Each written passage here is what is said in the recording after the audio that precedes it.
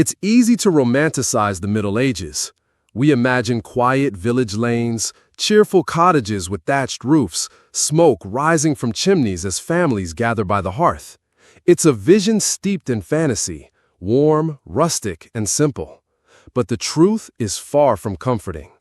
For most people, especially peasants, daily life in the Middle Ages was not quaint. It was grueling, filthy, and unforgiving. And nowhere was this more apparent than in the very place people were supposed to feel safest, their homes. Let's start there. Let's walk through the front door, if there was one, and into a world of smoke, shadows, and silent misery. Most medieval homes were not made of stone or even sturdy wood. Instead, the average peasant house was built from wattle and daub, a framework of woven sticks covered in a mixture of mud, straw, and dung. These materials were cheap, abundant, and quick to assemble, but they offered little in terms of strength, warmth, or longevity. The walls cracked and crumbled easily. In the rain, they absorbed moisture and bred mold. In the cold, they froze. In the summer, they attracted pests. These weren't homes that aged gracefully. They decayed as their owners did. Inside, space was minimal. One room, maybe two. Dirt floors were the norm, sometimes covered in straw, which was rarely changed. The hearth, a fire pit in the center of the room, was the only source of heat, light, and cooking. But there was no chimney. Smoke filled the house, rising and clinging to the low rafters, stinging eyes, clogging lungs, settling into every piece of cloth and hair. The constant smoke exposure caused chronic respiratory problems. Children grew up coughing. The elderly suffered in silence. And still, there was no escape. To open a door or window in the dead of winter was to let in a bitter wind that could kill just as quickly as the smoke. Privacy, as we understand it today, did not exist. Everyone lived together in the same space: parents, children, grandparents, and often the animals. Yes, livestock. It was common for families to bring pigs, chickens, or even cows inside the home at night, not out of affection, but out of necessity. The animals generated heat, and when winter came, even a few extra degrees could mean the difference between life and death. Beds were rare. A straw mattress stuffed into a wooden frame was a luxury few could afford. Most slept on sacks filled with hay, old cloaks laid directly on the ground, or nothing at all. Bedding was often shared, between siblings, between parents and children, and sometimes between humans and animals. In colder regions, it was not unheard of for entire families to sleep side by side for warmth. But the warmth came with a price. Straw bedding attracted pests. Lice and fleas were constant companions. Rats scurried across the floor at night, gnawing on food scraps or burrowing into the straw. These creatures weren't just a nuisance, they were carriers of diseases that would, on more than one occasion, wipe out entire villages. The infestation was so normal, so expected, that people learned to live with it. They scratched, swatted, and carried on. Hygiene was minimal. Washing was infrequent. Baths were rare. There was little soap and no running water. And even if you could clean yourself, there was nowhere clean to stay. And yet, people slept. They had to. After 14-hour days of manual labor, sleep wasn't a luxury. It was a collapse. But sleep was light and restless. People were cold. The fire would die in the middle of the night. The roof might leak. Winds howled through every crack and gap in the walls. Rain would drip from above, soaking the already sour straw. And always, there was the threat of smoke choking the room. Many homes had no furniture to speak of. A single wooden bench, maybe a chest. Everything a family owned might fit into a single corner. Clothes were hung on pegs, when there were clothes to spare. Most people owned just one or two garments, worn until they fell apart. The thatched roof, often praised for its rustic charm, was another source of constant dread. It was fragile, easily damaged by wind or rain, and highly flammable. A stray spark from the hearth could ignite the entire structure in seconds. Fire spread rapidly from home to home, especially in villages where dwellings stood just feet apart. Entire communities burned to the ground. Still, people built the same houses over and over again because they had no choice. The nobility, of course, lived differently. Stone castles, large manors, separate chambers for sleep and prayer and dining. But they were the extreme minority. The lives of peasants, who made up over 90% of the population, were defined by deprivation. There was no concept of rest as renewal. Sleep was not peaceful. It was survival in stasis, an unconscious moment between one brutal day and the next. And through it all, there was silence. No complaints, no questioning. Because to question meant to suggest there might be another way to live. And for the medieval poor, there wasn't. From birth, children were raised to accept their lot. They were taught that suffering was not only expected, but holy. That hard labor and meager comforts were part of God's plan. That the nobles slept in warm beds because they were chosen, and you did not because you were not. This mindset carved itself into every wall, every blanket, every smoky breath drawn in the night. You were born in that room. You lived your entire life within its walls. And more often than not, you died there, cold, coughing, and unseen. So the next time you walk into your bedroom, quiet, clean, private, think of the millions who never knew what such a space could feel like. For them, a home was not a place of rest. It was a crucible, a smoky, infested cell where survival played out night after night, year after year. Not in peace, but in silence.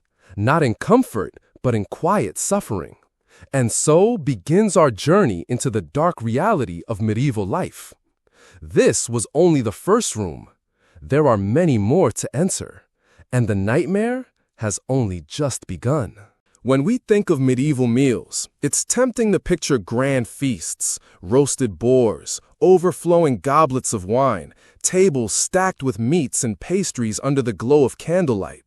And while those images weren't entirely fiction, they represented a life reserved for kings, lords, and those born into privilege.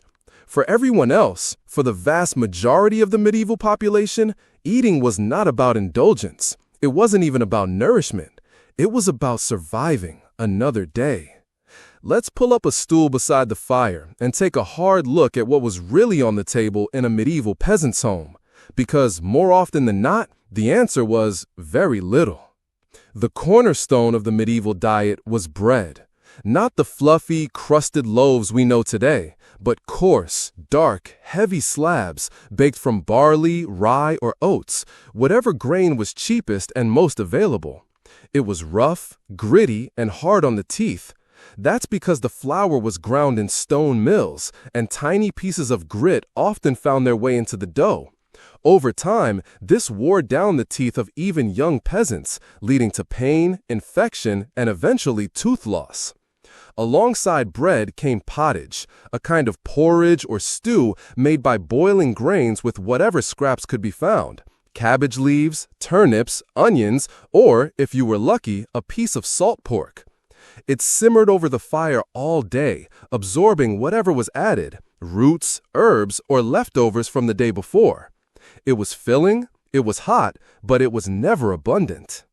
Vegetables, too, were available, but limited by season and storage. There were no greenhouses, no refrigeration. If the garden didn't grow, the family didn't eat. And as for meat, forget it. Meat was a luxury, rarely, if ever, tasted by peasants.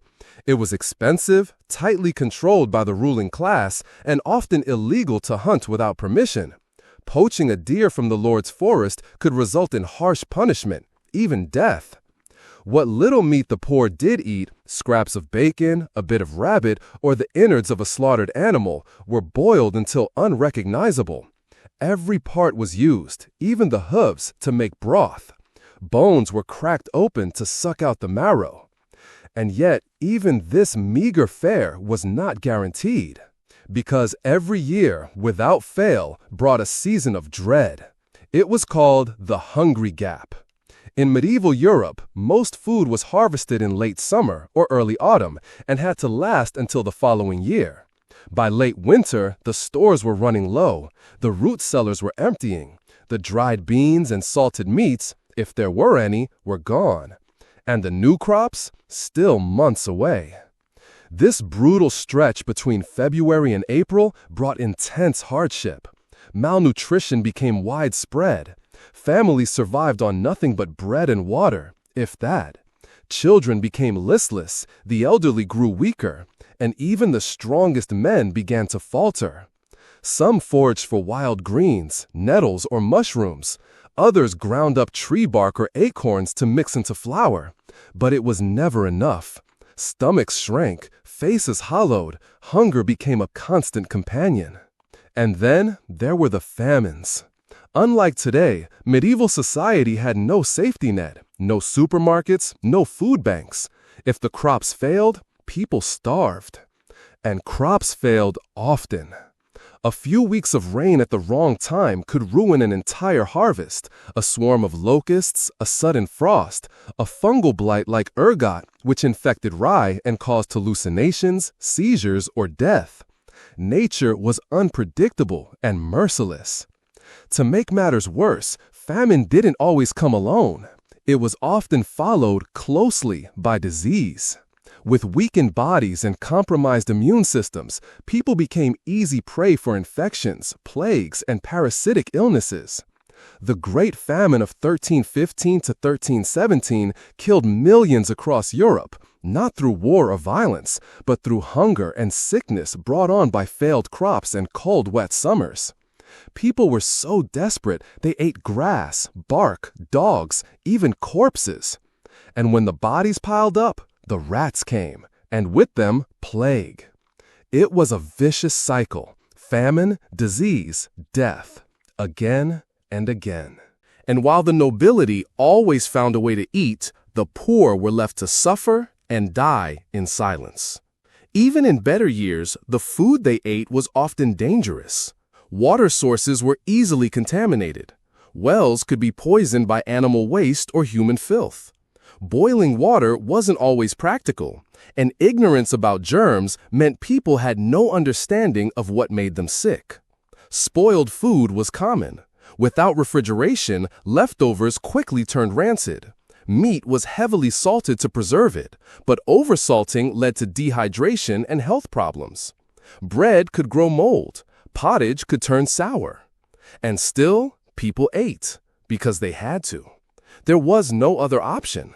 Malnutrition wasn't a crisis, it was the norm. Children were underweight. Adults were stunted. Women suffered from iron deficiency. Rickets and scurvy were rampant. And hunger made people slow, tired, and more vulnerable to injury and disease. Even those who seemed healthy were often malnourished on the inside. Thin hair, bad teeth, poor eyesight, these were just part of being poor, part of being alive. And as long as you were alive, you kept eating the same thing, day after day for a lifetime.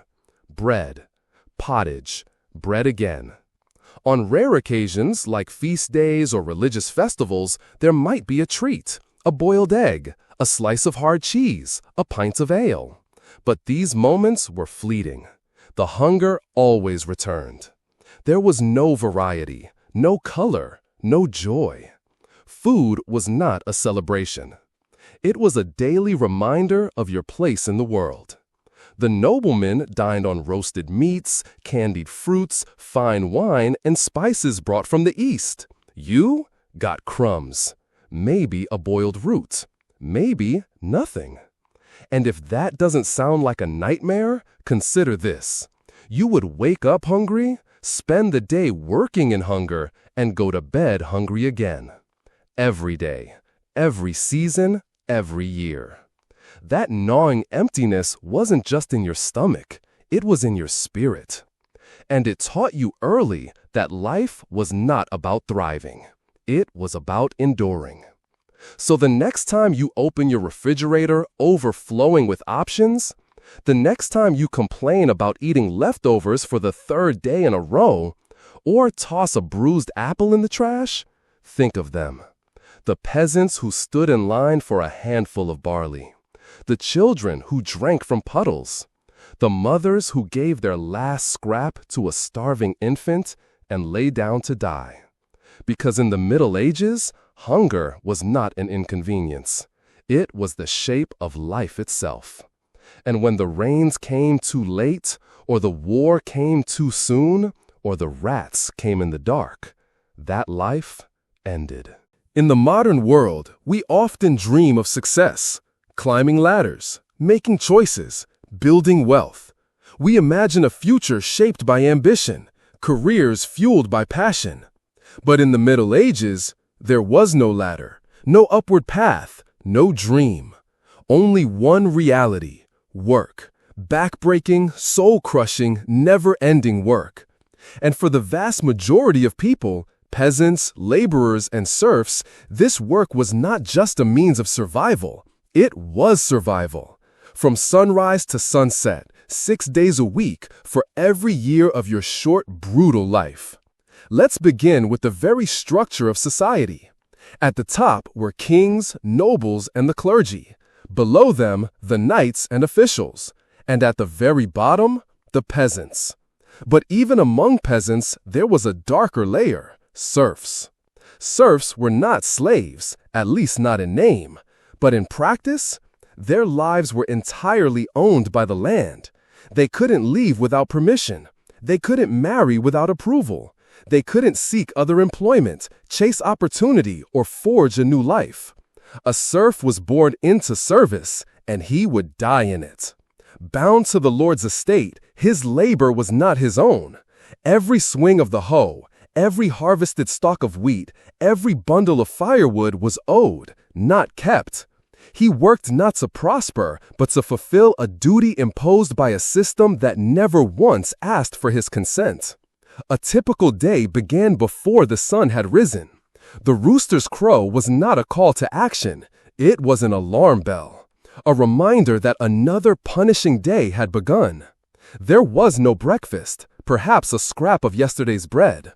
Then it was into the fields, tools in hand, not iron or steel, just wood, crude blades, and bare hands. The labor was relentless. Tilling soil in spring, planting in early summer, harvesting in fall, cutting, lifting, binding, over and over. And when the cold came, there was still work: repairing fences, hauling firewood, clearing paths, caring for animals. There were no days off, except Sunday, and even then it was spent under the strict watch of the church. No paid holidays, no weekends, no breaks beyond the ones your body demanded, if only for a moment. If it rained, you worked in mud. If it snowed, you bundled up and kept going. If it was 90 degrees, you toiled until your skin blistered. There were no safety measures, no labor laws, no compensation if you collapsed from exhaustion or injury. And still, the hardest truth wasn't the labor itself. It was that none of your work really belonged to you. Let's talk about taxes. The modern idea of paying a percentage of your income might sound manageable, even fair. But in the Middle Ages, there was no such courtesy. A peasant's taxes were paid in grain, wool, eggs, chickens, bread, or hard labor, and everyone demanded a piece. First, your lord. He owned the land, and thus he owned your output. A large chunk of every harvest went directly into his stores, while you were left to divide what little remained between your family and the long, harsh months ahead. Next, the church. The church. The only institution more powerful than kings. They demanded a tithe, 10% of everything, not just of your profit, but of your total production. And unlike your lord, the church's reach extended beyond the fields. They wanted wool from your sheep, ale from your brew, a piglet from your pen. Even if you had almost nothing, they demanded their share. Then came the unexpected levies: war taxes, bridge tolls, road fees, marriage taxes, inheritance taxes. Some lords even taxed the use of the communal oven or the village mill. Every coin earned, every sack filled, every drop saved was already spoken for. And if you fail to meet your quotas, punishment, public shaming, fines, or worse, land confiscation. There was no room to grow, no room to save, no room to dream. The only way to survive was to work harder. But harder work did not mean better outcomes. A good harvest could be destroyed by weather. A single bad season could undo years of effort. Disease could kill your ox, your child, your only means of labor. And yet, the obligations never changed. You owed your Lord. You owed the church. You owed the land. Even your own body was not fully yours. It belonged to the system. There were no tools of liberation. Books? You couldn't read. Courts? They favored the powerful. Travel? Illegal without permission. Ambition was a dangerous thing in a society that punished deviation. If you dared to step out of line, refuse to pay, question the system, speak of rebellion, you were labeled a troublemaker, a heretic, a traitor. Your punishment could be exile or death. And so, people kept their heads down, not because they agreed, but because resistance meant ruin. The year itself was not marked by milestones of progress, but by cycles of labor. Spring was plowing and sowing. Summer brought weeding and harvesting early crops. Autumn was the time of the great harvest. Grains, fruits, nuts, and vegetables all gathered quickly before the frost. And winter, the coldest, hardest months, spent praying the stored food would last until spring. Everything revolved around the land. Weddings, births, deaths, even religious holidays, all scheduled around planting and harvesting. There was no such thing as personal time. No sabbatical, no promotion, no retirement. Work was your identity, your burden, your legacy. And when you died, usually before 50, it was not with honors, but with a weary sigh. The next generation would take your place, and the cycle would begin again. Occasionally, whispers would spread, rumors of escape. A village boy running to the city, a girl fleeing her master to find work in a town, a serf hiding in a forest or monastery hoping to live freely. But these stories rarely ended in triumph. Most were caught, dragged back, and punished, or found that city life had its own horrors. Crowded slums, dangerous work, no safety. There was no real escape. The system was vast, and it was designed to keep you in your place. And yet, people endured, not because they were content, but because they were conditioned. From birth, they were told this was their role, that to suffer was noble, that work was holy, that heaven would reward those who labored silently and obeyed. It was a lie that shaped generations, a lie that turned labor into a form of bondage, a lie that robbed people of ambition, time, energy, and self. And in the shadow of that lie, millions lived and died, nameless, voiceless, forgotten. So the next time you complain about your commute, the next time you groan about your job, the next time you dream about working less, remember this. In the Middle Ages, work wasn't just exhausting. It was everything. Every breath, every hour, every year of your life offered to a system that would never allow you to rise. It wasn't a career. It wasn't a calling. It was a cage. And for those locked inside, the nightmare never ended. Imagine a world where every breath you take, every step you make, and every thought you dare to think is watched, judged, and weighed, not by people, but by God, by saints, by angels, and by demons. Now imagine that this belief isn't optional. It's not just part of life, it is life.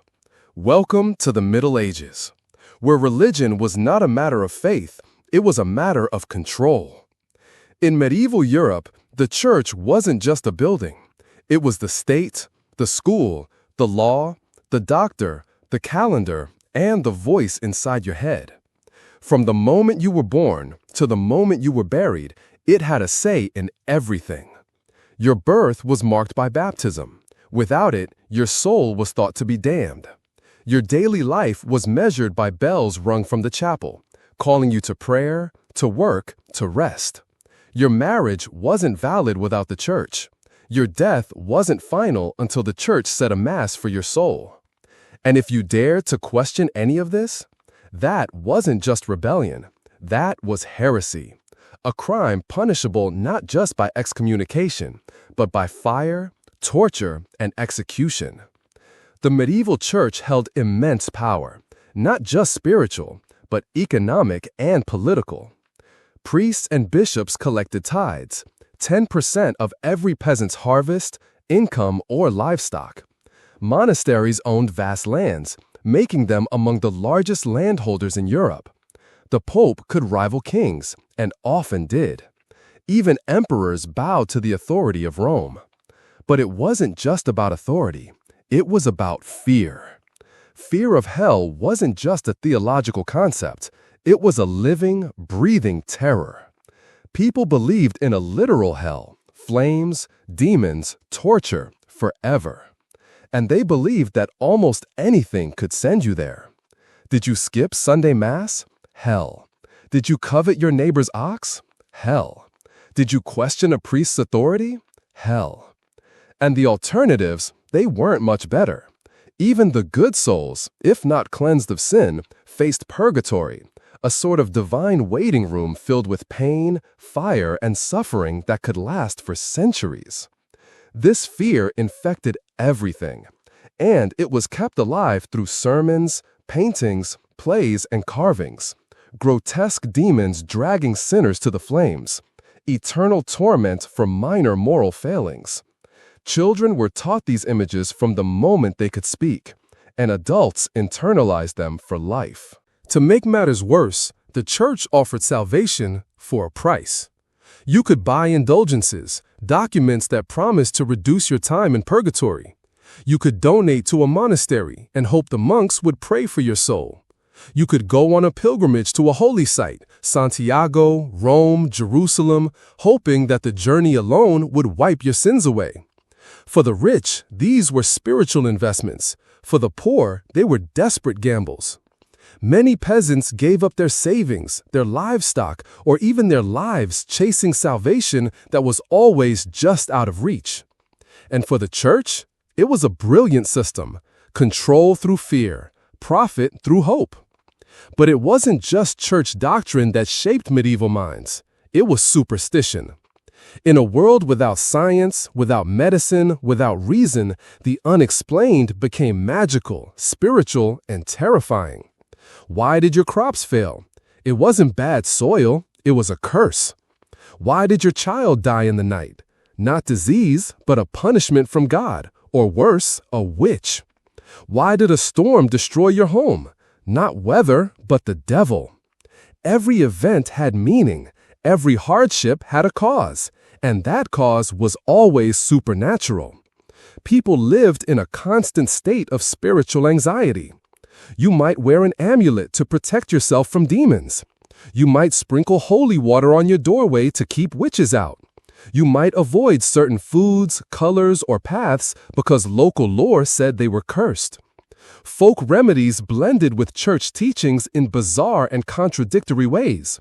A priest might bless your field to keep away pests, right before a villager buried a dead toad under a tree to appease the forest spirits. Logic and faith danced in strange, unsettling circles.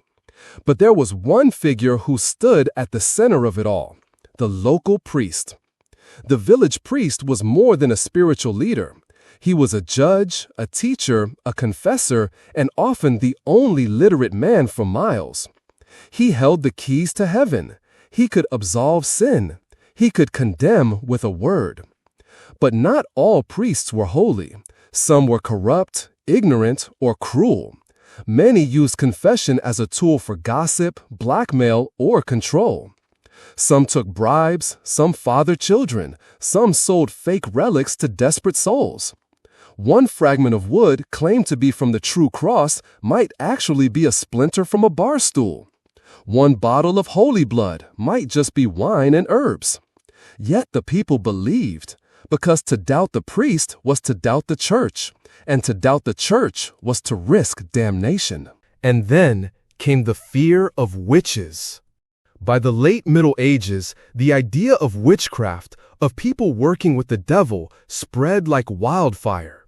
Women, mostly poor, elderly, or isolated, were accused of casting spells, cursing livestock, or bringing plagues. They were tortured, drowned, burned, hanged, all in the name of rooting out evil. No evidence was needed, just suspicion. A bad harvest, a miscarriage, a sudden death, anything could trigger a witch hunt. And once accused, your fate was sealed. Confess and be executed. Deny it and be tortured until you confess. It was a system designed to feed itself. And behind it all, the church nodded in grim approval.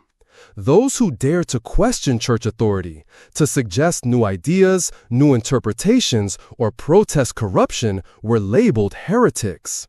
The punishment for heresy was death, but not a swift one. You might be imprisoned for years, starved, interrogated. You might be paraded through the streets in shame. You might be burned alive in a public square, your screams hailed as a lesson for others. The Inquisition, launched to root out heresy, used torture as a tool of truth. Iron maidens, racks, branding irons, and thumbscrews weren't just threats. They were real instruments of pain used to extract confessions from those whose only crime was doubt. It wasn't about theology. It was about obedience. And yet, amid this fear and control, people still clung to hope. They prayed to saints, lit candles, fasted, confessed. They joined flagellant movements, whipping themselves through the streets to earn divine mercy. They begged relics to cure disease. They walked barefoot across Europe for a glimpse of a holy site. Because when suffering defined your entire life, you had to believe that something better waited after death. Heaven wasn't just a reward, it was a necessity. A final comfort for people who had known nothing but hardship, fear, and silence. Religion in the Middle Ages wasn't just about belief, it was about control. It governed not just the soul, but the body, not just the sacred, but the mundane, not just life, but death. It told you what to eat, what to say, what to feel. It turned love into obligation, fear into virtue, curiosity into crime. And worst of all, it wrapped its chains in the language of salvation, convincing millions that their torment was divine, that obedience was holy, that suffering was sacred. In the darkest corners of the medieval world, hope wasn't a light, it was a leash. If you've ever taken an aspirin, applied a bandage, or simply washed your hands, you've done more for your health than most people could in the Middle Ages. In a time before antibiotics, before sterilization, before even the faintest idea of how disease actually worked, getting sick wasn't just a setback, it was a death sentence. Because in the medieval world, your body wasn't your own. It was a battlefield, and the enemy was everywhere. To understand just how terrifying illness was in the Middle Ages, you have to forget everything you know about modern medicine. There were no hospitals in the way we think of them, no vaccines, no understanding of bacteria or viruses. Germ theory wouldn't arrive for another 500 years. Instead, disease was explained through religion, superstition, and the ancient and wildly incorrect theory of the four humors. According to this theory, your health depended on a delicate balance between four fluids: blood, phlegm, black bile, and yellow bile.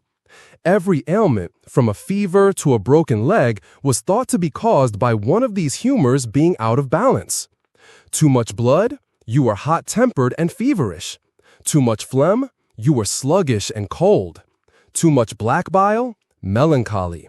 Too much yellow bile? Aggressive and ill-humored. The treatment? Not medication, but manipulation. Bleeding, purging, vomiting, enemas, anything to force your body back into balance, even if it meant weakening it further. Doctors, if you could find one, relied on these theories as gospel. But real medicine wasn't practiced by the learned elite. It was done by people with knives, herbs, or guesswork. Let's start with the barber surgeons. Yes, barbers. The same people who cut your hair might also pull your teeth, lance your boils, or amputate your leg. They were cheaper than doctors and more available. They had tools, they had blades. What they didn't have was anesthesia. Imagine having your arm sawed off with nothing but a piece of wood to bite down on. Imagine having your wound cauterized, burned shut with red-hot iron while people held you down. There were no antiseptics, no morphine, no understanding of shock or blood loss. Infection was almost guaranteed, and survival, a coin toss. But if you couldn't afford a barber surgeon, and most couldn't, you turned to folk healers. Usually women, usually older, and usually operating on the edge of legality and suspicion. They used herbs, willow bark for pain, garlic for infection, mint for nausea. They made poultices and teas, relied on tradition, and sometimes they helped. But if the treatment failed, and often it did, these women were the first to be blamed for sorcery, for witchcraft, for consorting with the devil. Even healing was dangerous. So what were people actually dying of? Almost everything. The list of medieval diseases reads like a horror novel.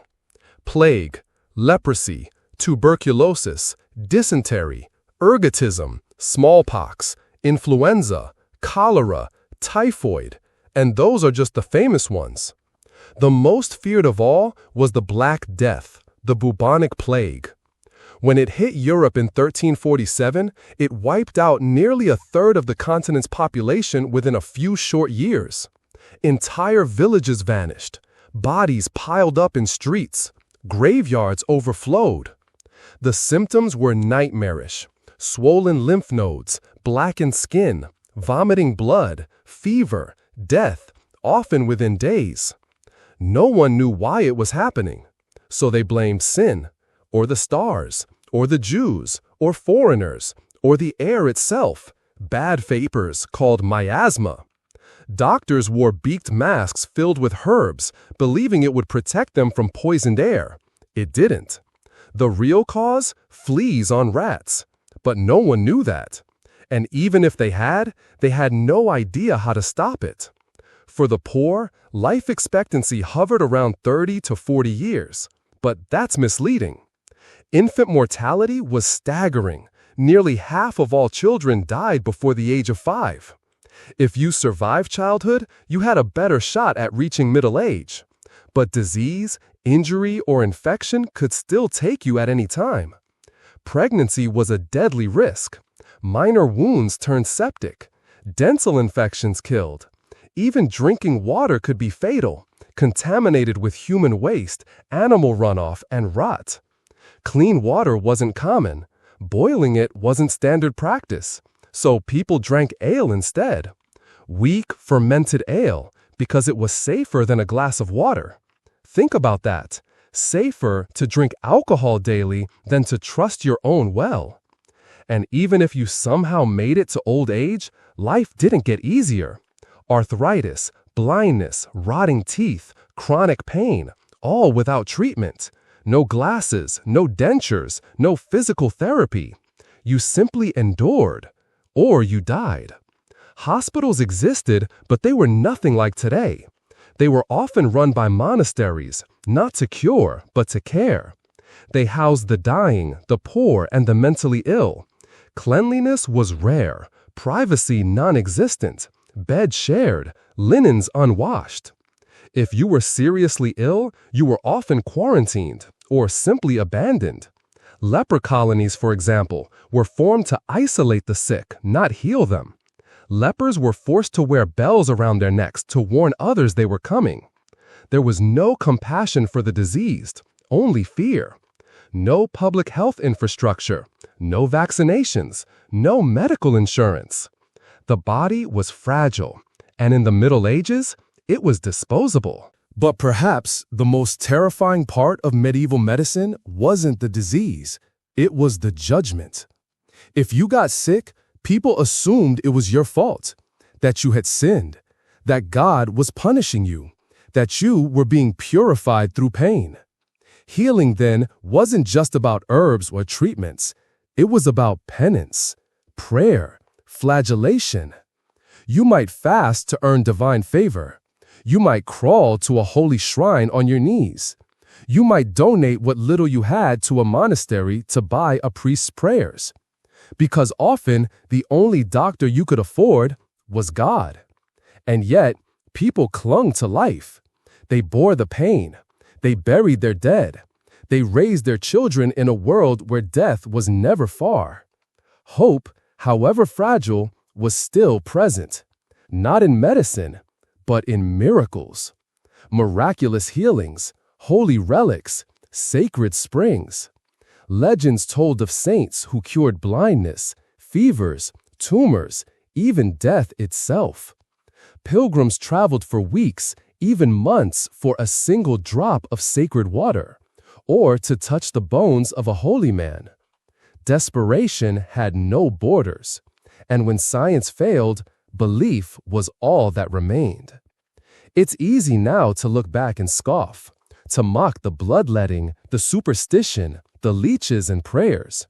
But remember this, they were doing the best they could with nothing. No microscopes, no biology, no clinical trials, no internet, no books in their language, only guesses, only pain. They lived in fear of their own bodies, fear of wounds that wouldn't heal, fear of invisible killers, fear of a system that could not save them and often wouldn't try. Health in the Middle Ages wasn't about wellness. It was about survival. One infection at a time, one prayer at a time, one bleeding, burning, screaming moments at a time. And for most people, there was no healing. Only waiting, only hoping, only enduring the nightmare until it ended. In the medieval world, justice was not blind. It saw your class, your land, your birth, and it judged you accordingly. There were no police as we know them, no presumption of innocence, no right to a lawyer. Instead, there was pain, public pain, calculated, theatrical, and terrifying.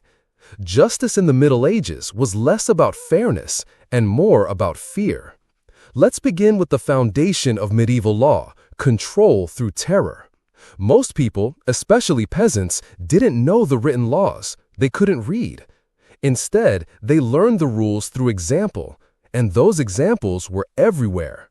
A thief with no hand, a beggar with branded skin, a corpse hanging at the crossroads left to rot as a message to others. These were the laws ordinary people knew. Justice didn't arrive in a courtroom. It arrived in chains, in fire, or in front of a jeering crowd. The legal system varied across time and place, but one constant remained: brutality. Steal a loaf of bread, you might lose a hand. Speak ill of a noble, you could be whipped or branded on the face. Commit a serious crime, or even just be accused of one, and you might be hanged, drowned, or burned alive. And the trials? They weren't designed to determine guilt. They were designed to extract confessions or to prove innocence through pain. One of the most infamous methods was trial by ordeal. Let's say you were accused of a crime but claimed innocence. You might be subjected to one of the following tests. Ordeal by fire. You would carry a red-hot iron or walk across burning coals. If your wounds healed cleanly after 3 days, God had vindicated you. Ordeal by water. You were thrown into a river or pond with your hands bound. If you sank, you were innocent, but might drown anyway. If you floated, the water had rejected your sinful body, and you were guilty. Ordeal by combat. You might fight your accuser, or hire someone to do it for you. Victory meant divine approval. Defeat meant execution. These weren't metaphors. They were real trials, real flames, real drowning.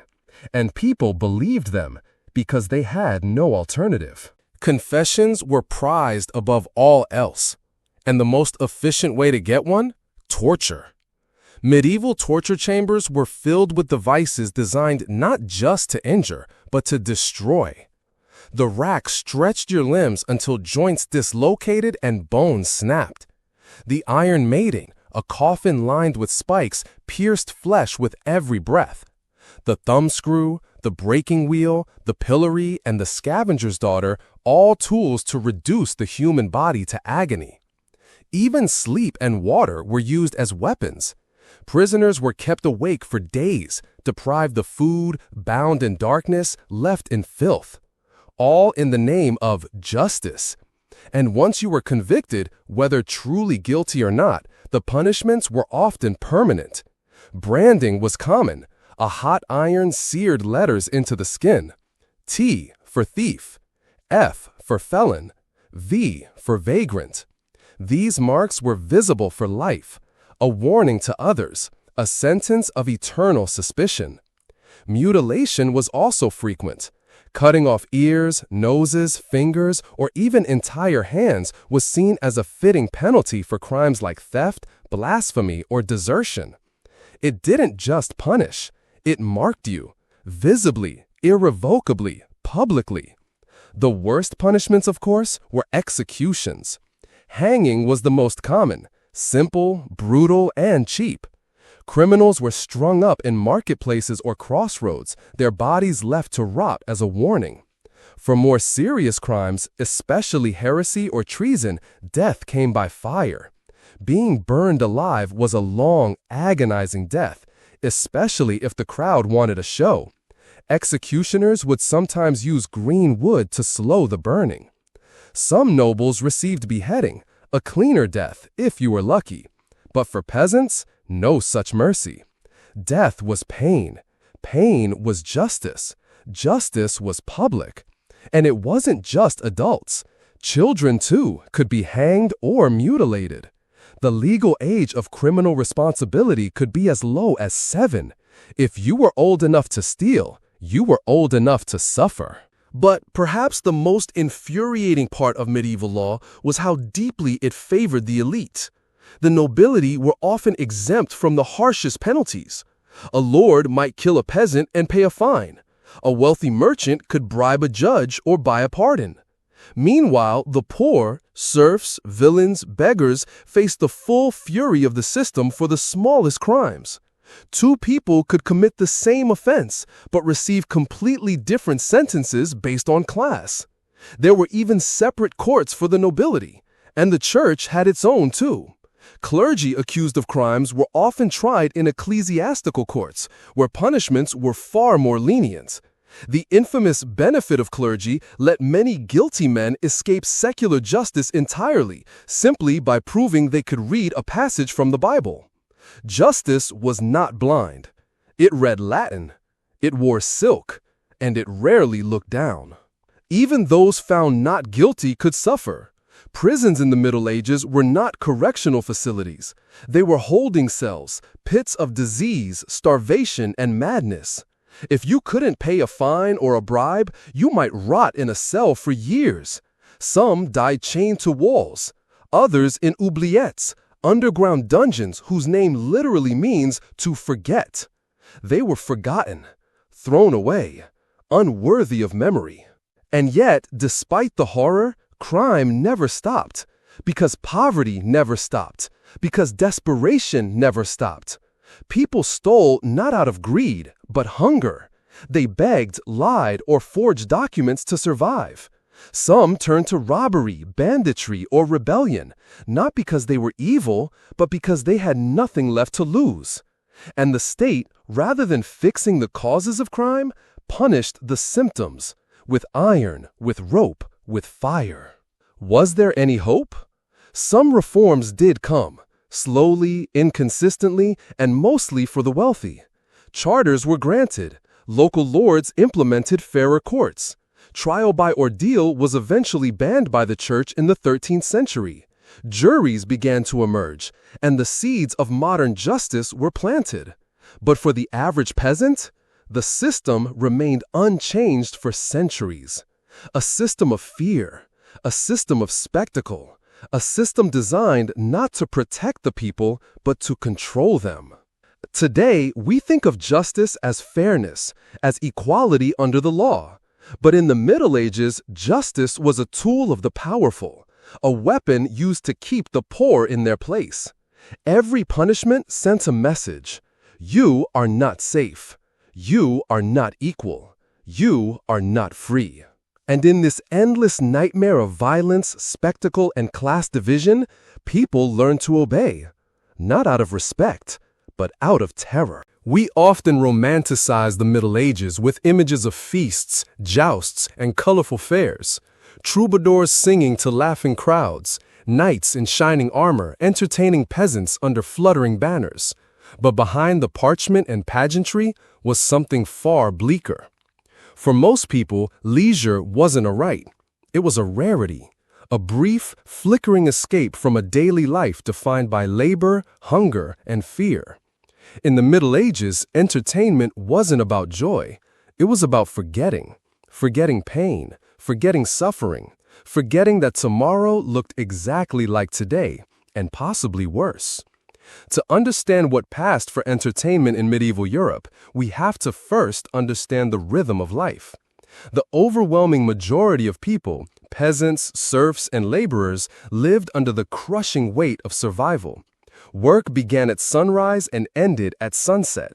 Days blurred into weeks. Seasons dictated everything. So when did people celebrate? Primarily during religious festivals or community events tied to the agricultural calendar. You didn't just take a holiday, you earned it. Feast days like Christmas, Easter, and All Saints' Day were times when labor ceased and the church permitted brief indulgence. Some villages might celebrate the end of the harvest with a harvest festival, or the coming of spring with local rites. Small moments carved out of a year spent bent over in the fields. But even these weren't carefree vacations.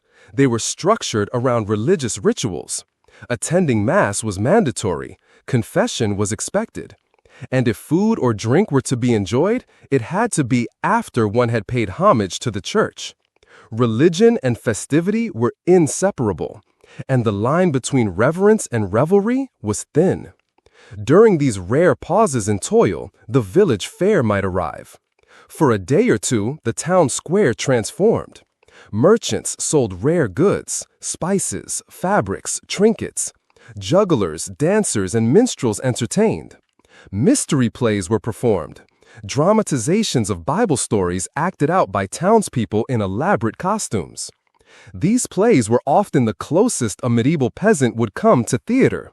Stories of saints, sinners, and cosmic battles between heaven and hell, performed in local dialect, rich in symbolism, and almost always with a moral lesson at the end.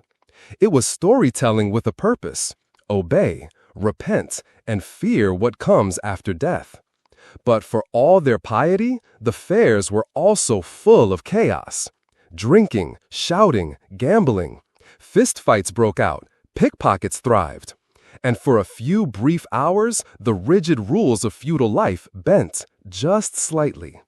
These moments were precious because they were rare.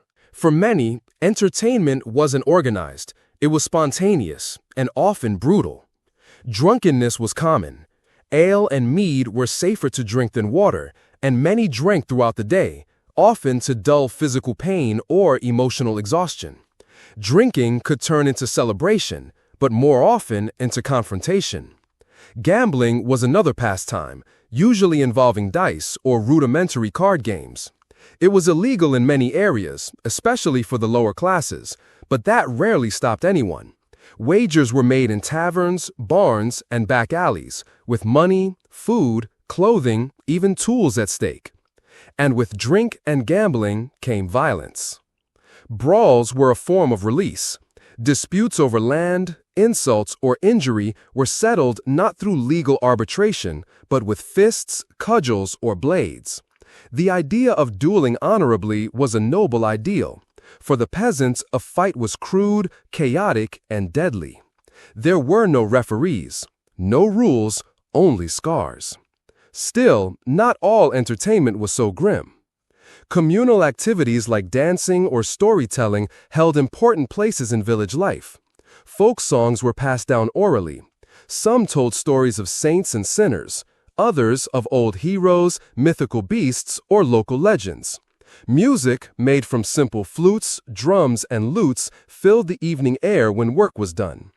But even these pleasures were tinged with hardship. The instruments were crude, the songs repetitive, and exhaustion hung over everything. Because for the average peasant, leisure wasn't something you looked forward to. It was something you stole from the margins of your life. There were also forms of entertainment we would now find shocking or downright grotesque. Public executions, for instance, weren't just justice. They were spectacle.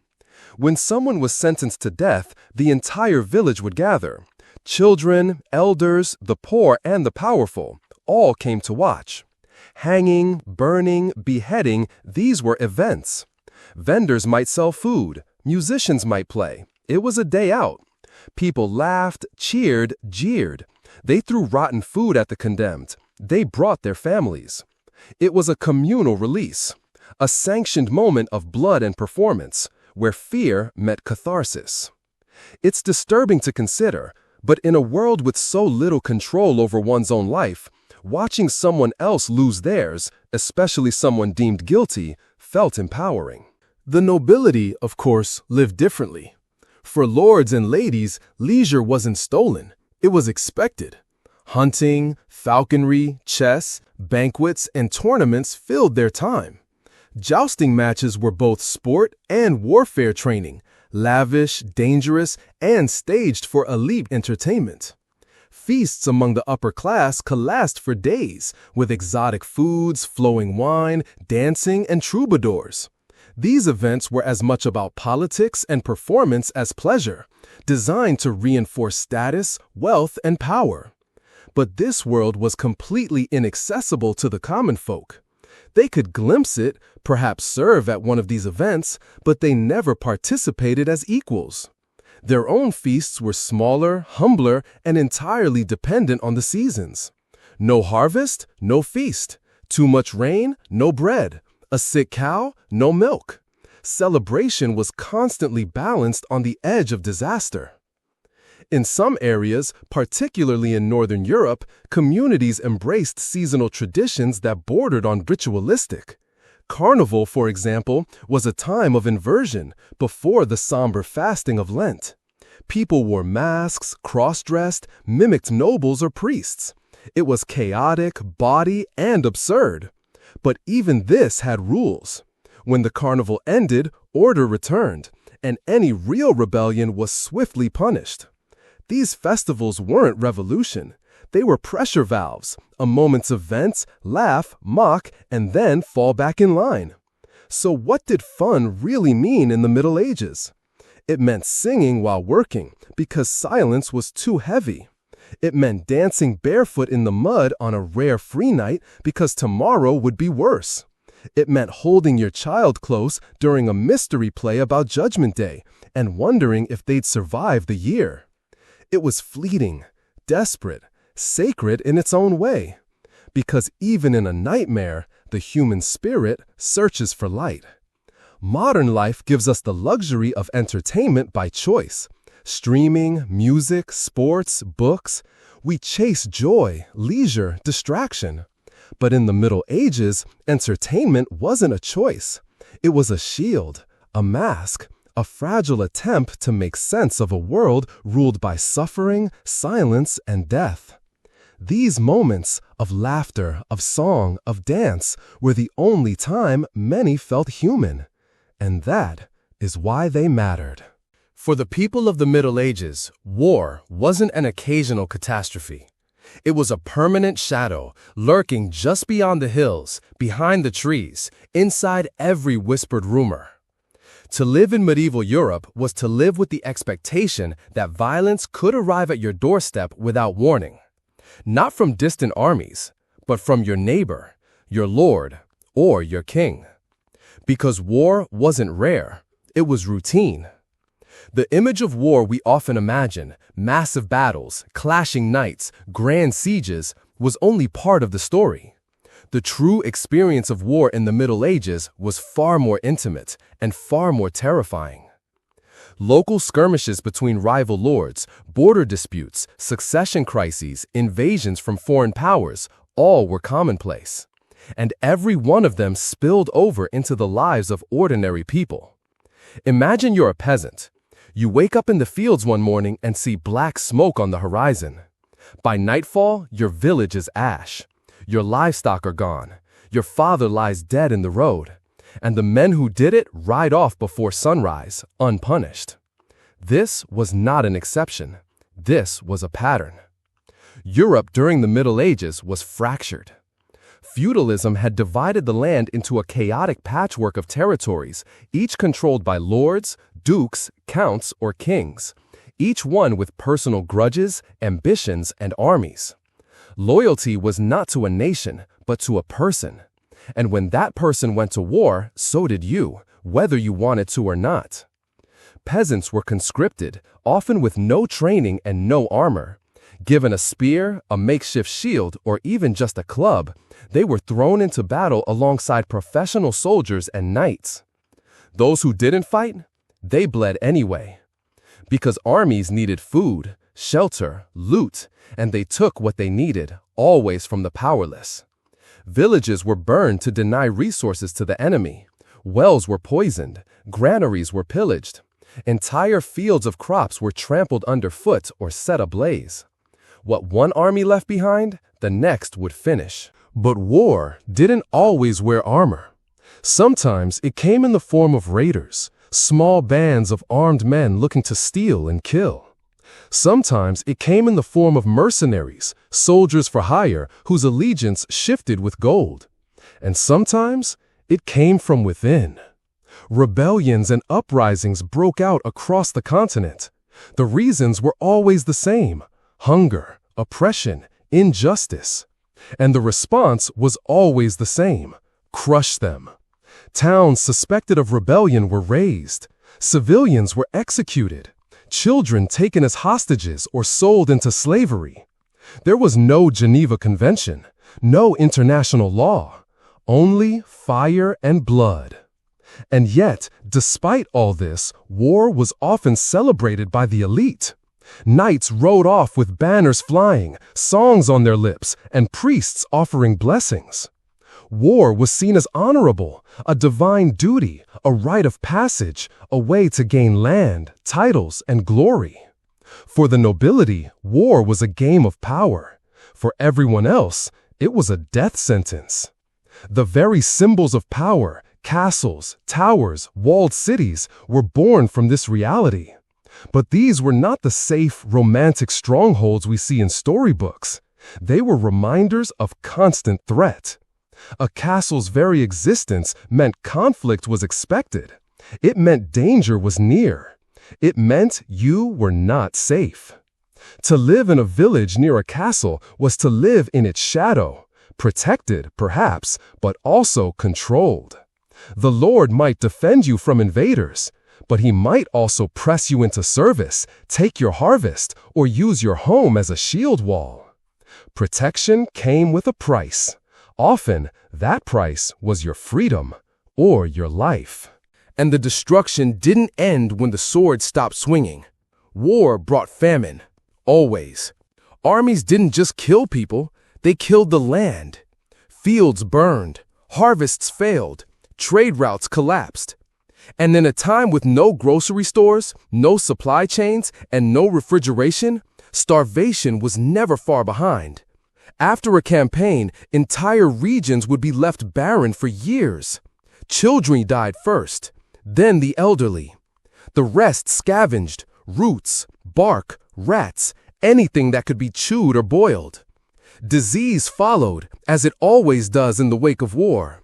Corpses left unburied, contaminated water, refugees crammed into unsanitary camps or makeshift shelters. And there was no Red Cross, no UN, No safety net. The people were on their own. Even in times of so-called peace, fear lingered. What if the Lord increased taxes to fund his next war? What if the neighboring village harbored outlaws? What if foreign invaders came again, as the Vikings had, or the Mongols, or the Saracens? Rumors traveled faster than armies, and fear never slept. Parents told stories to their children, not fairy tales, but warnings. Hide when the banners come. Don't talk to soldiers. Don't go into the woods. Entire generations grew up expecting violence. War shaped not just the land, but the soul. It hardened people, made them suspicious, cautious, emotionally closed. In a world where your neighbor might one day steal your bread or your life, trust was dangerous. Children learned early how to hide, how to flee, how to scavenge after a raid. They didn't dream of becoming knights. They dreamed of becoming long enough to see adulthood. Still, people adapted. They built villages near rivers and forests, not for beauty, but for escape. They buried food in hidden caches. They developed alarm systems, church bells, watchmen, signal fires. Some communities formed informal militias, not to invade, but to defend. They became resilient, not because they wanted to, because they had no choice. And yet, even resilience had limits. When the 100 Years' War raged between England and France, when the Crusades swept thousands across continents, when dynastic feuds broke entire kingdoms apart, the suffering of the common folk reached unimaginable levels. Entire towns vanished from maps.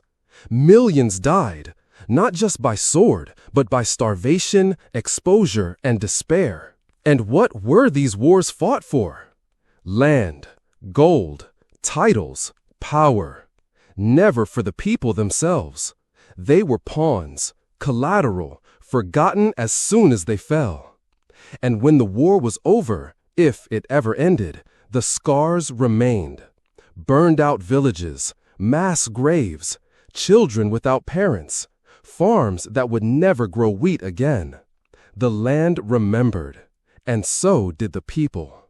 Even in times of peace, the threat of war shaped every decision.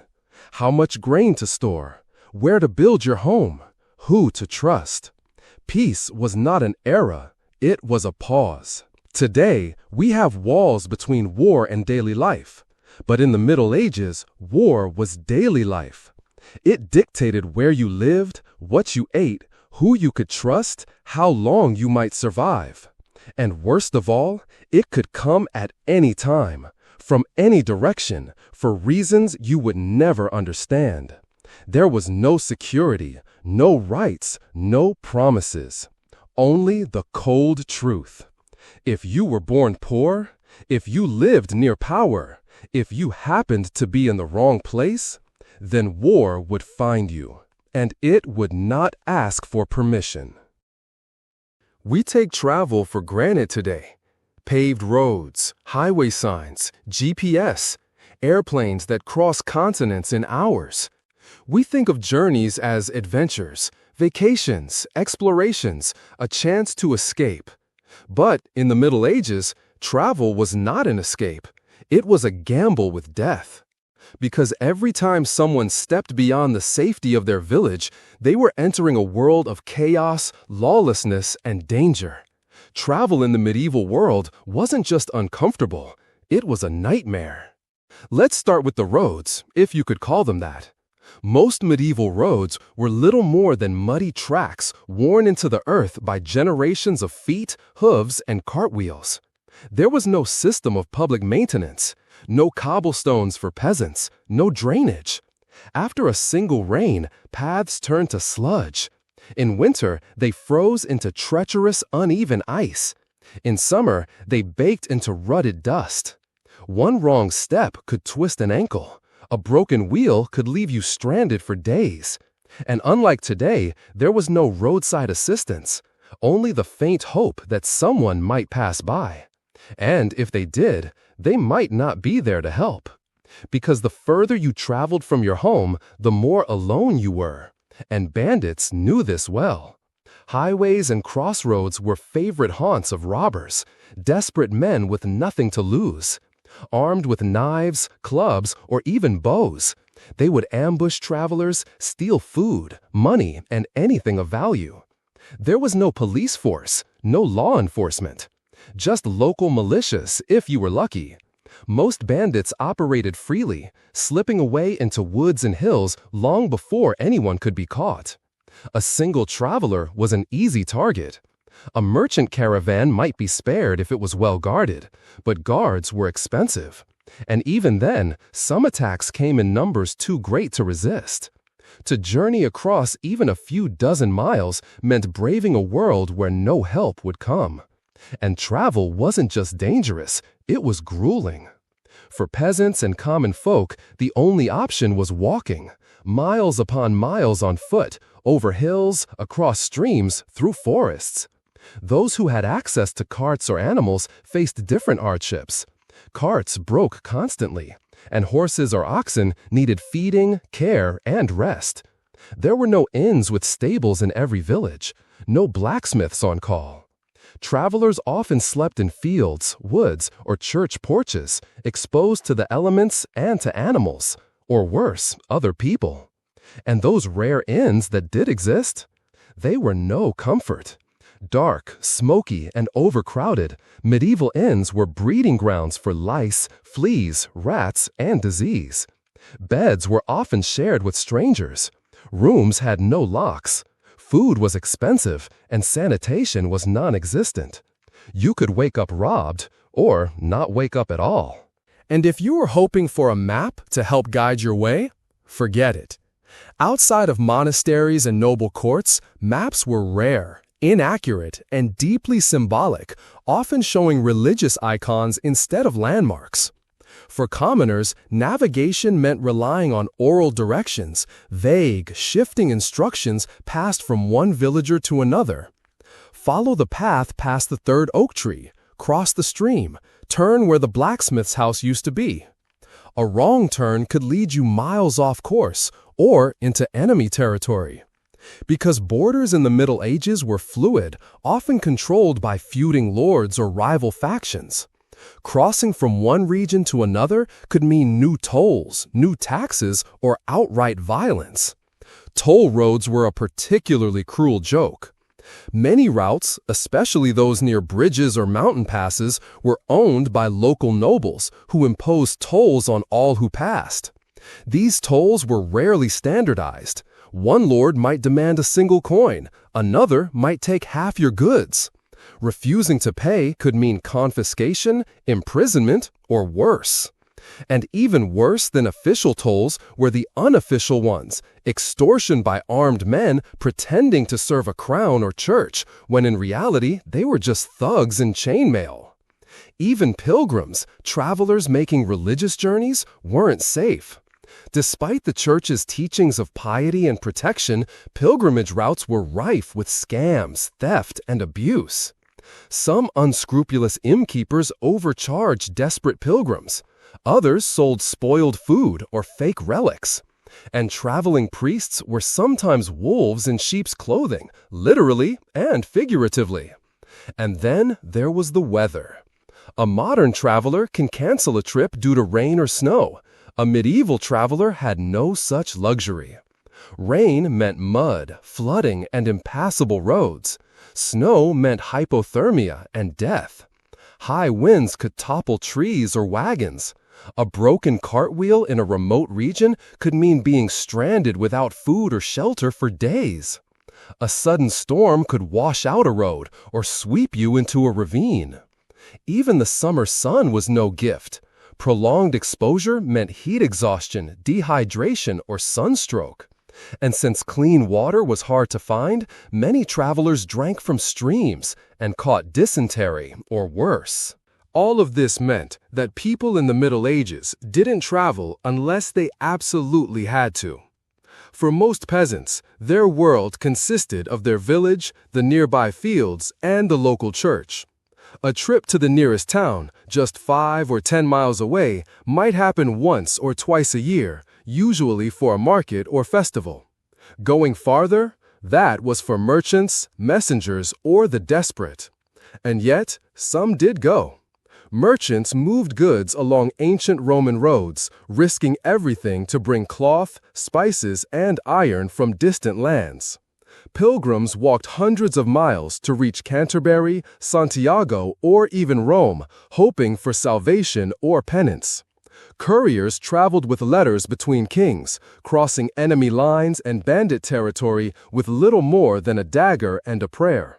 But all of them knew, every mile was a roll of the dice, and every journey could be your last. In a world without infrastructure, without protection, without the illusion of safety, travel was a test of courage and endurance. It meant trusting strangers, facing storms, carrying all you owned on your back. It meant losing your way, falling ill, sleeping in filth, and waking to find your food or your companion gone. And yet, people still traveled, not because they wanted to, but because they had no choice. To flee war, to escape famine, to seek healing, to deliver messages, to trade for survival. Travel in the Middle Ages was not a luxury. It was a risk, a hardship, a daily gamble that exposed the raw, brutal uncertainty of medieval life. So the next time you climb into a car, board a train, or book a flight, spare a thought for those who once walked for days, in worn leather shoes, through forests crawling with wolves and men who were worse than wolves. With no map, no guide, no safety. Just a distant goal and the hope they might live to reach it.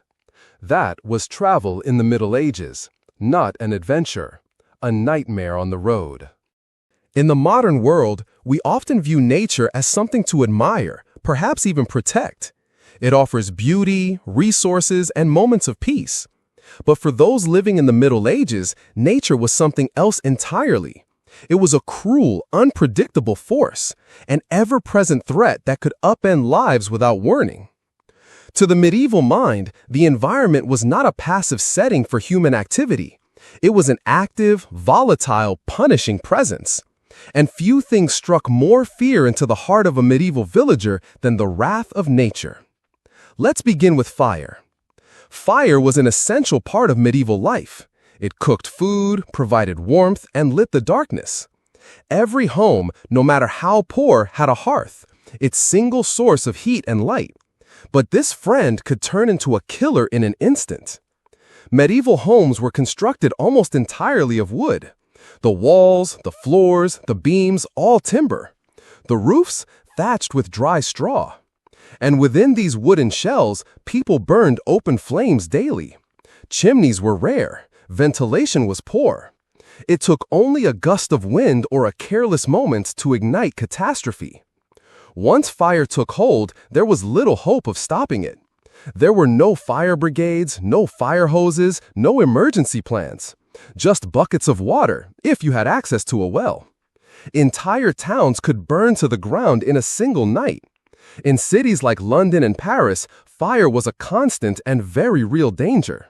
In smaller villages, a single blaze could destroy every home, every barn, every storehouse. The loss wasn't just measured in buildings. When fire struck, people lost their food, their tools, their animals, even their families. Recovery was slow, if it ever happened at all. And during winter, the risk increased. More fires burned, more homes were packed tightly, and firewood was often stacked close to dwellings. From fire, we turn to water. Rivers were lifelines in the Middle Ages. They provided drinking water, transportation, and irrigation. But they were double-edged swords. When rivers swelled, when rains refused to stop, the result was devastating. Floods washed away entire fields. Crops drowned under stagnant water.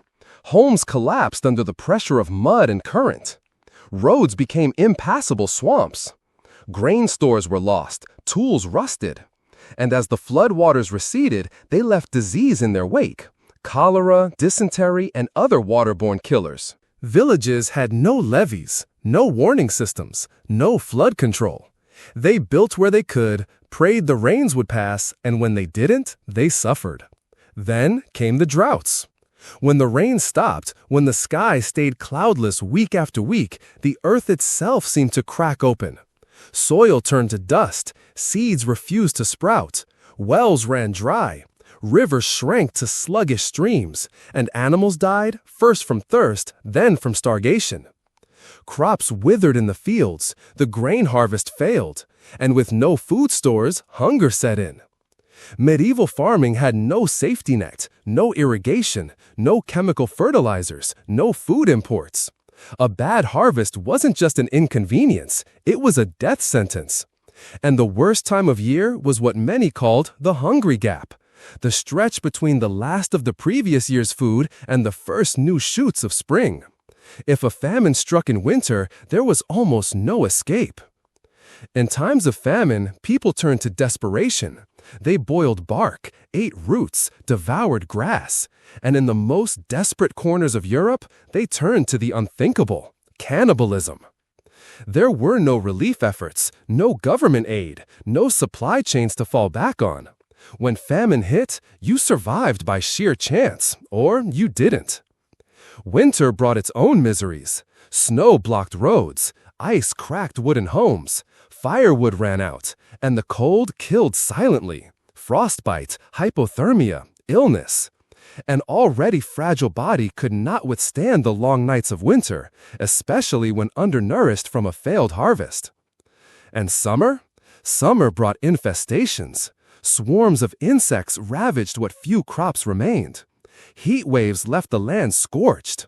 Diseases flourished in the heat, especially in towns where waste and water mixed in deadly combination. Beyond the yearly cycles of weather, there were the great disasters, rare but unforgettable. Massive floods that washed away entire valleys, landslides that buried hamlets, earthquakes that leveled stone churches, volcanic eruptions that blanketed the sky in ash, cooling the climate for years. Each event was a catastrophe beyond the understanding or control of the people it affected. But perhaps what makes medieval suffering even more tragic is how people interpreted these disasters. To us, they are natural occurrences. To the people of the Middle Ages, they were messages. God was angry. A flood meant the village had sinned. A drought meant someone among them was wicked. A fire? Divine punishment. A storm? God's wrath. Natural disasters weren't seen through a scientific lens. They were seen through the eyes of faith and fear. Clergy stood in pulpits and warned that God's judgment had come, that the village must repent, that heretics, witches, and sinners had brought destruction upon them all. And the people believed. They lashed out at scapegoats, women accused of witchcraft, foreigners, Jews. Anyone who didn't fit the norm could be blamed for nature's fury. Even the sky offered no peace. A comet in the heavens was a sign of doom. An eclipse could send entire villages into panic. Thunder was not a storm, it was the voice of an angry God. Lightning struck the wicked. Earthquakes cracked the earth open as a warning. Medieval Europe was a continent constantly on edge, not only from human hardship, but from the very environment they depended on. The most terrifying part? There was nothing they could do. They couldn't predict disasters, they couldn't prevent them, they couldn't prepare for them. They could only endure them. When nature turned cruel, it didn't matter if you were a peasant or a noble. Fire didn't spare the wealthy. Floods didn't respect status. Drought came for everyone. But for the poor, survival was already a struggle, and disaster meant ruin. Whole families disappeared. Villages vanished from the map. Starvation, exposure, and disease finished off what fire and water began. In truth, it wasn't kings or knights or even the church that ruled the medieval world. It was nature. Unpredictable, merciless, unstoppable. And in every fire, in every famine, in every flood, the people of the Middle Ages were reminded that the true master of their lives was not a lord, but the land itself. Close your eyes and imagine the smell. A narrow alley, slick with mud and something darker. Human waste, animal dung, rotting food, and stagnant water collect in puddles that never seem to dry. Now, take a deep breath. This is not a brief encounter with filth. This is the air of medieval Europe, day in, day out. Cleanliness in the Middle Ages wasn't just rare, it was practically non-existent for much of the population. Filth wasn't an inconvenience, it was a way of life. And for the millions who lived in this world, there was no escape from the stench, the sickness, and the grime that colored every waking moment. Let's start with the streets, the veins of any town or village. There were no underground sewage systems, no waste disposal trucks, no public sanitation workers. Instead, the streets themselves became the dumping ground for everything. Human waste from chamber pots was casually tossed out of upper-story windows with little more than a shouted warning, if you were lucky. Animals roamed freely. Pigs rooting through garbage, chickens scattering droppings, dogs tearing into piles of refuse. Horses left their mark with every step. The narrow lanes, often poorly drained and uneven, became rivers of waste after a heavy rain. In some larger cities, rudimentary gutter systems carried off some of the sewage, but these channels flowed right through neighborhoods, uncovered and reeking. In the heat of summer, the smell turned suffocating. In the cold of winter, it froze into ice licks that spread both filth and fractures. Public latrines, where they existed, were overrun and undercleaned. Many were simple pits over wooden planks. Overflowing and infested, they were often worse than relieving oneself behind a tree. And if a town had a river nearby, you could bet it doubled as both water source and waste disposal. People drank from it, washed in it, and defecated near it, sometimes all at once. Then there were the homes. Most medieval houses were little more than single-room huts, dark and damp. Ventilation was practically non-existent. Windows were small or absent. Fires burned constantly for heat and cooking, filling the room with smoke that clung to walls, clothes, and lungs. The floors?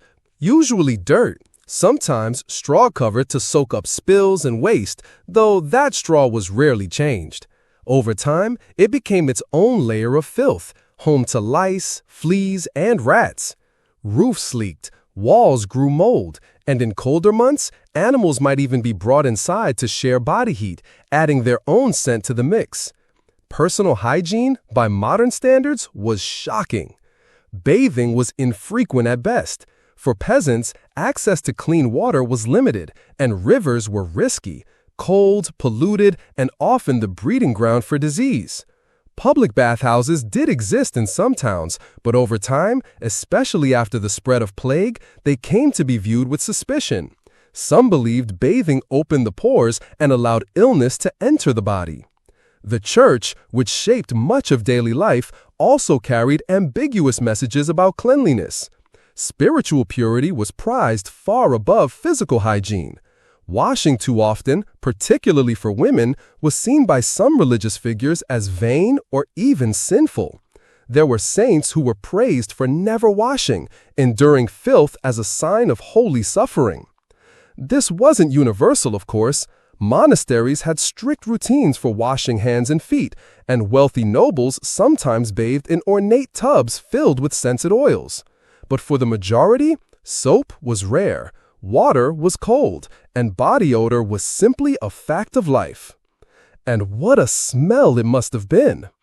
Imagine the average person after days or weeks without bathing, their clothes unwashed, their skin coated in sweat, soot, and bacteria.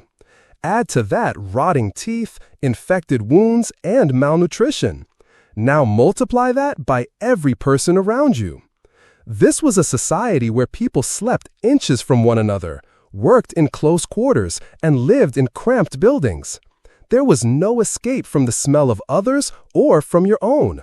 Food contributed to the miasma. Kitchens, when they existed, were smoky dens of spoiled meat, sour ale, and charred grain. Leftovers weren't thrown out, they were reused until they truly rotted. Rats and insects were constant companions, and meat often carried the stench of decay long before it reached the table. But the real horror lay in the diseases that thrived in this filthy world. Dysentery tore through towns regularly. Skin infections spread quickly through unwashed bodies. Open wounds festered in the filth. Lice carried typhus. Fleas carried plague. Contagion was part of everyday life. And with little understanding of sanitation or germs, there was almost no way to fight it. In fact, many believed that bad smells caused disease, what they called miasma. So they burned incense or carried scented flowers to ward off illness. But these were powerless against the root causes: the filth underfoot, the unclean hands, the soiled beds, the polluted water. Even death had its own stench. Cemeteries overflowed. Graves were shallow. In times of plague or famine, corpses piled up faster than they could be buried. The odor of decay drifted into towns. Sometimes mass graves were the only option, and even they filled up. Cleanliness was not just neglected, it was misunderstood, feared, shunned. Yet in the midst of all this, people adapted. Their senses dulled. What to us would be unbearable was for them the norm. They didn't notice the stench because it was everywhere. Just as a fish doesn't notice the water, medieval people swam in a sea of filth. And there was no easy solution. Water had to be hauled by hand from wells or rivers. Soap was expensive or handmade with harsh ingredients. Labor was constant and leisure was rare. Who had time to scrub floors or wash clothes when you were barely surviving? Today, we take cleanliness for granted. Hot showers, toilets that flush, streets that get cleaned. But it's worth remembering that this is a modern luxury, not a historical norm. The people of the Middle Ages lived in a world where the air itself was heavy with decay, a world where disease lurked in every bucket of water, where filth wasn't just unpleasant, it was inescapable. This was not a romantic age of knights and castles. It was an age of dirt, disease, and stench, and it clung to every corner of life like smoke in a thatched roof. Close your eyes and imagine a world where almost everything beyond the next hill is a mystery, where rumors carry more weight than facts, and where knowing too much could cost you your life. This was not fiction. This was daily reality in the Middle Ages. In our modern world, we are used to instant information, maps in our pockets, books at our fingertips, and access to global events in real time. But in medieval Europe, such a concept was unthinkable. The Middle Ages were not only a time of war, poverty, and plague, they were a time of profound and deliberate intellectual darkness. Illiteracy wasn't just common, it was nearly universal among the lower classes. The overwhelming majority of peasants couldn't read or write a single word. Even if they could, what was there to read? Books were luxury items, reserved for monasteries, noble courts, and the rare scholar. Painstakingly copied by hand, often taking years to complete, a single volume could be worth more than a peasant's entire life's earnings. And even if one could get their hands on a book, it would most likely be in Latin, a language entirely foreign to commoners. Knowledge, by design, was hoarded. It was a tool of power, kept tightly in the grasp of two institutions, the aristocracy and the church. The noble elite guarded their education as fiercely as their lands, and the church acted as gatekeeper of all understanding. Science, medicine, philosophy, even history itself, all filtered through the lens of theology and tradition.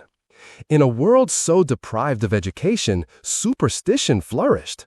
When crops failed, it wasn't due to poor soil or drought, it was the punishment of an angry god. When someone fell ill, it wasn't because of a virus or bacteria, it was the work of a curse, a demon, or the evil eye. Entire communities could be thrown into chaos by a sudden solar eclipse, a thunderclap, or a comet streaking across the sky. And yet, this ignorance wasn't a natural state, it was cultivated. The church had every reason to maintain its spiritual monopoly, and that meant discouraging curiosity. Questioning doctrine was heresy. Studying nature outside of Scripture was suspicion. Diverging from accepted teachings, no matter how gently, could lead to public humiliation, torture, or even execution. Critical thinking wasn't dangerous because it was wrong. It was dangerous because it was powerful. This intellectual isolation mirrored the physical one. Most people lived their entire lives within a few miles of their birthplace. Travel was rare and dangerous, limited by permission from lords or driven by desperate necessity. Roads were unreliable, muddy, or barely more than paths beaten down by foot traffic. Even nearby villages could be inaccessible due to terrain, banditry, or political barriers. Villages became their own closed worlds. Customs, dialects, even beliefs could shift dramatically in just a few miles. One hamlet might revere a local saint. Another might tell fearful tales of a haunted wood or a vengeful spirit. Knowledge was local, tribal, and often fabricated. There was no larger concept, no grander narrative to understand one's place in the world. Just the village, the land, the church, and the endless cycle of toil. What little information did move between communities was often corrupted by fear, ignorance, or personal agenda. Rumors spread faster than reason. A stranger's presence could spark panic. A misunderstood illness could result in violent witch hunts. And since there were no newspapers, no postal systems, and no public forums for debate, these ideas were rarely challenged.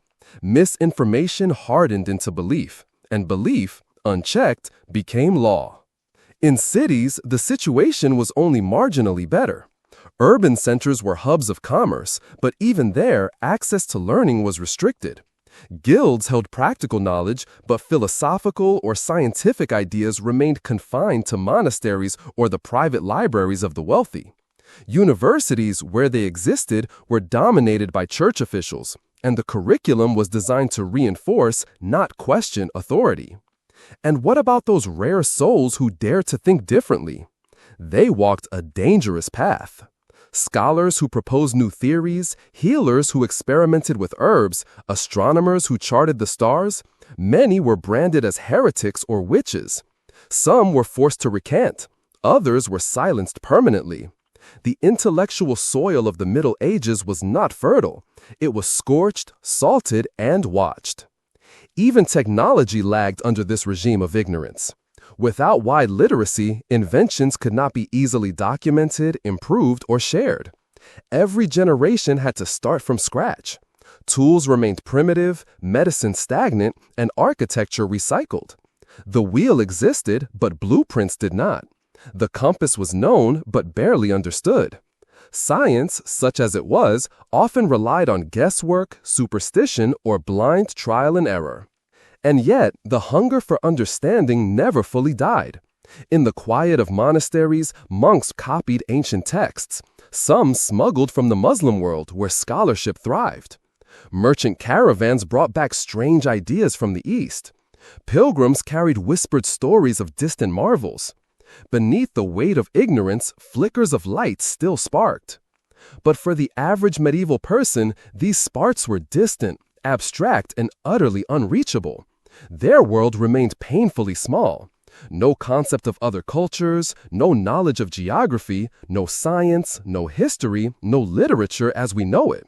The horizon was a wall, not a gateway. And so they lived, generation after generation, bound not just by hunger or war, but by silence.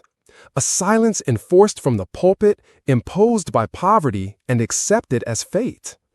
This isolation was not merely inconvenient, it was dehumanizing. Without stories to inspire, without knowledge to grow, without communication to connect, a person could live and die without ever knowing they had a mind of their own. This was the real tragedy of the Middle Ages, not just the physical suffering, but the intellectual imprisonment. A world where obedience was virtue, ignorance was safety, and truth was a privilege for the powerful. In the medieval world, survival came at a cost, and that cost was silence. The Middle Ages were not just defined by poverty, plague, and war. They were marked by the invisible chains of absolute authority. A world where obedience wasn't just expected, it was everything. Disobedience was dangerous. Speaking out could be fatal. And the greatest act of rebellion was simply asking, why? From the moment you were born, your place in society was fixed. A rigid hierarchy divided people into layers like stone: nobility, clergy, peasants. There were no ladders to climb, no rungs to reach for. You were born into your role, and there you stayed. This was the divine order, or so they said. To question it was to question God himself. At the top of this social pyramid sat kings and lords, their power justified by a concept known as the divine right of kings.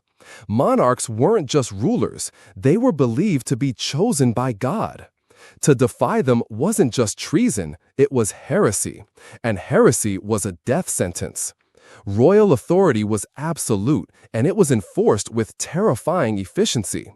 Below them were the feudal lords, local rulers with sweeping power over those who lived on their land.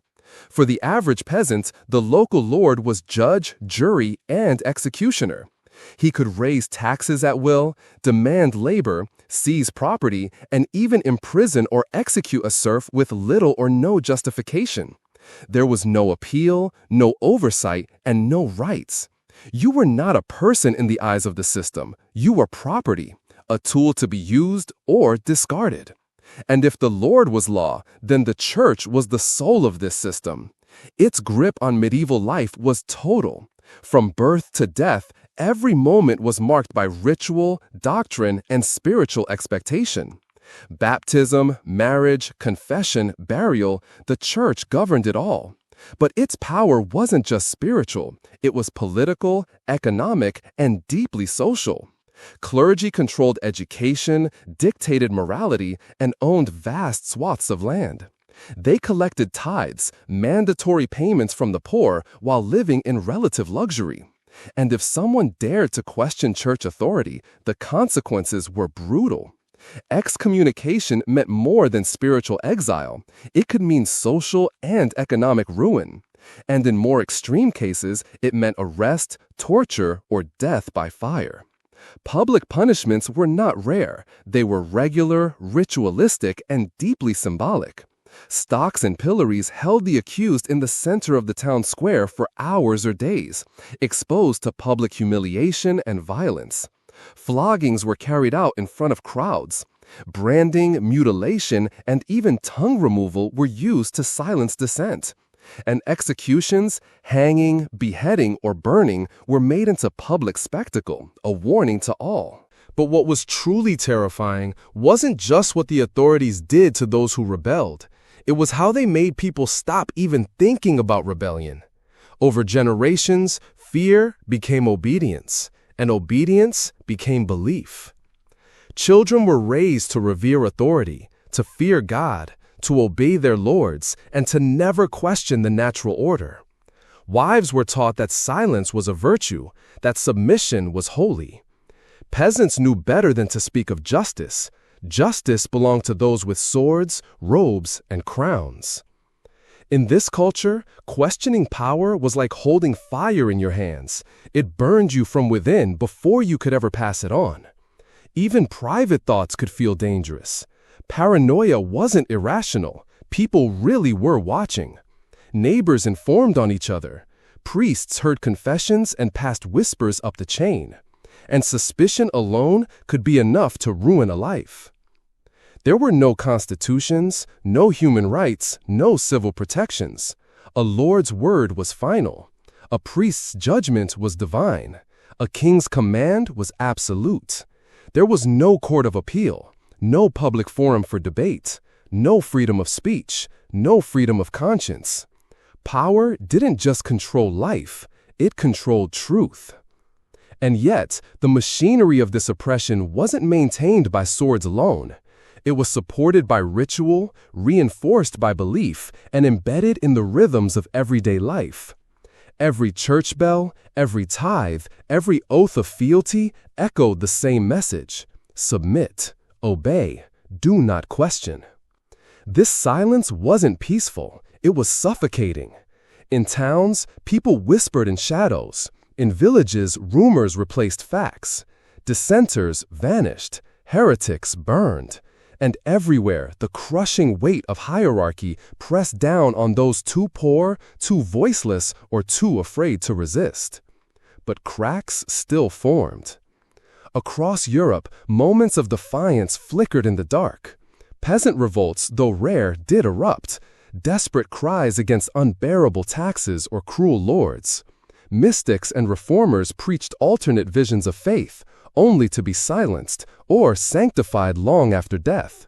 And somewhere, in a dusty monastery or a quiet home, someone read a forbidden book, asked a forbidden question, and began to dream. Yet these moments were rare, and for most, the price of even a whisper of defiance was too high. It was safer to keep your head down, your mouth shut, and your thoughts silent. This is what made the Middle Ages so haunting. Not just the physical suffering, but the moral suffocation.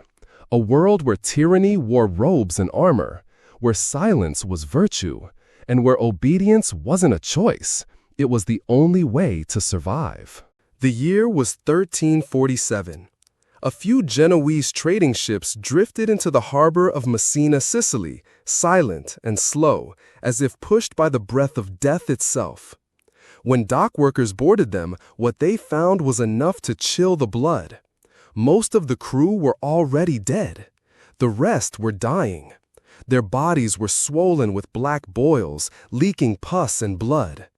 A few days later, the sickness came ashore. By the time anyone realized what was happening, it was far too late. The Black Death had arrived. In the span of just 4 years, between 1347 and 1351, it would consume nearly half the population of Europe. Entire villages disappeared. Crops withered where they grew. Livestock wandered the roads untended. Bells tolled without end, signaling another passing, and another, and another. No one understood what was happening. There were no microscopes, no germ theory, no concept of bacteria or viruses. What people saw was the surface. A neighbor falling ill in the morning, dead by nightfall. Black swellings, buboes, in the groin, underarms, and neck. A high fever, delirium, and then silence. It seemed as if the very air had turned poisonous.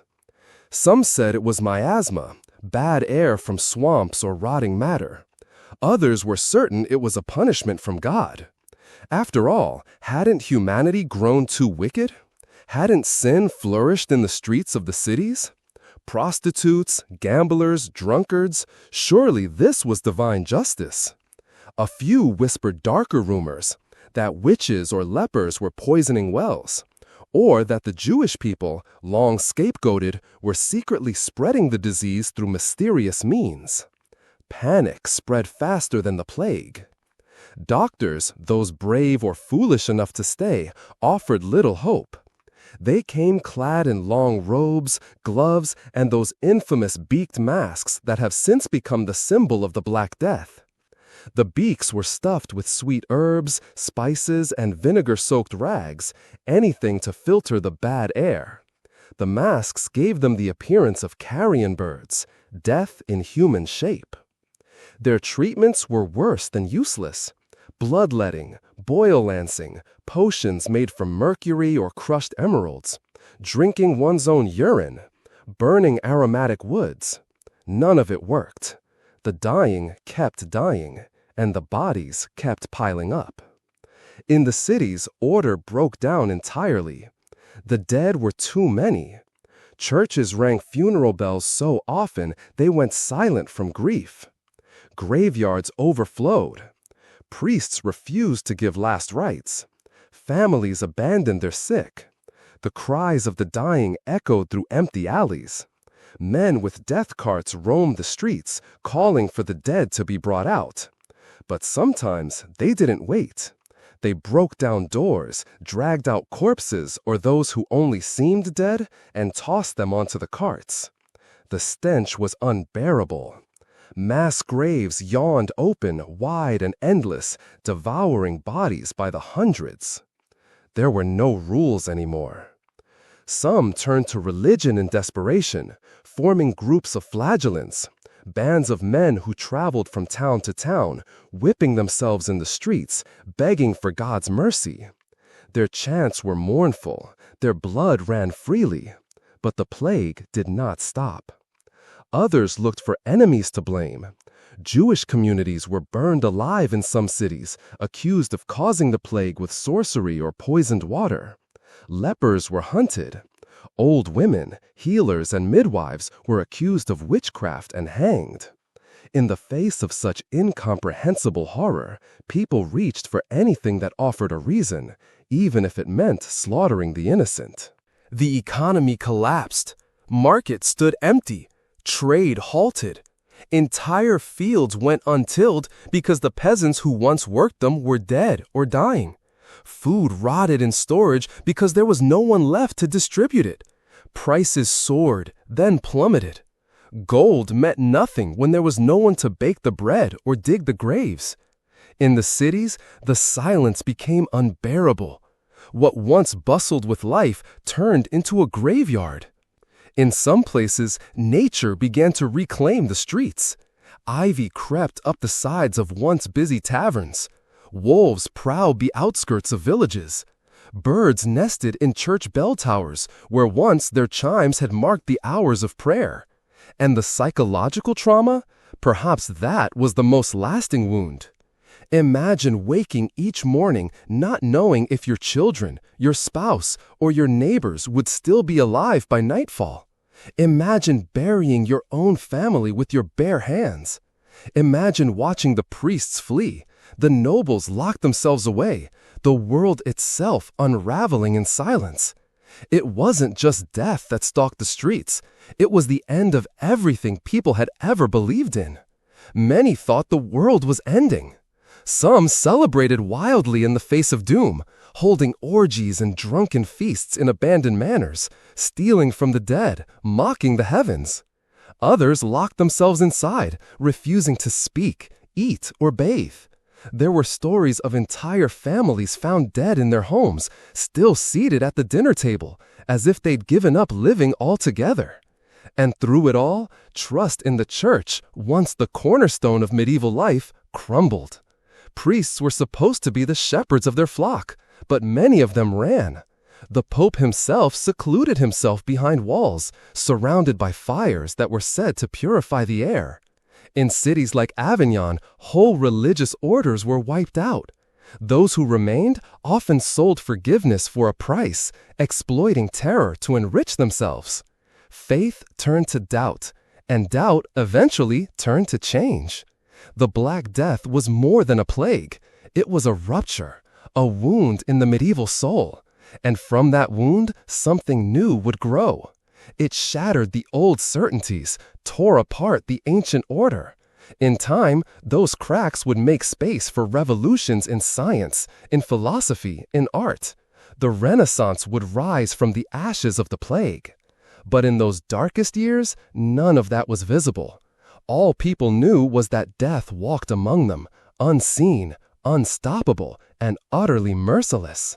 When it finally passed, the world was smaller, quieter, forever changed.